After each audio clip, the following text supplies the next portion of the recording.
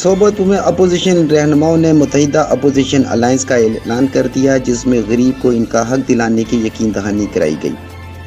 گوٹ حاجی خاؤن بخش کھوسہ میں Pakistan Tehreek Insaf, Pakistan Peoples party اور national party کے رہنماؤں کا اجلاس طلب کیا گیا، جس میں باہمی مشورے سے صوبت پور متحدہ اپوزیشن الائنس کا اعلان کیا گیا۔ اس موقع پر پی ٹی آئی کے رہنما حاجی میر نثار احمد کھوسہ، پاکستان پیپلز پارٹی کے رہنما میر احمد نولز خان کھوسہ اور نیشنل پارٹی کے رہنما میر دوران خان کھوسہ نے پریس کانفرنس کرتے ہوئے بتایا کہ ضلع صوبت پور مسائل کا گڑھ بن چکا ہے اور غریب کے مسائل روز بروز بڑھتے جا رہے ہیں، مگر ان کے مسائل کو حل کرنے والا کوئی نہیں۔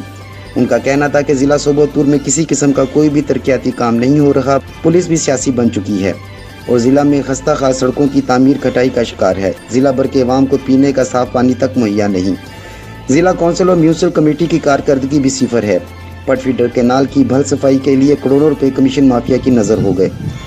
رہنماؤں نے وزیر اعلیٰ بلوچستان سے ضلع صوبت پور پر توجہ دینے کا مطالبہ کرتے ہوئے کہا کہ ضلع صوبت پور میں کھٹائی کے شکار ترقیاتی منصوبوں کو فوری طور پر پائے تکمیل تک پہنچایا جائے۔ بات کرتے ہیں جناوالا میں جنسی طور پر ہراساں کرنے اور قتل کی دھمکیاں دینے پر نوجوان کے خلاف مقدمہ درج کر لیا گیا۔ محلہ انور آباد کی رہائشی خاتون ستارہ نے تھانہ سٹی میں درخواست دی کہ وہ نجی انسٹیٹیوٹ میں بیوٹیشین کا کورس کرواتی ہے، جہاں اعزاز الحق نامی نوجوان اسے جنسی طور پر ہراساں کرتا ہے اور اسے اپنے دفتر آنے کا کہتا تھا۔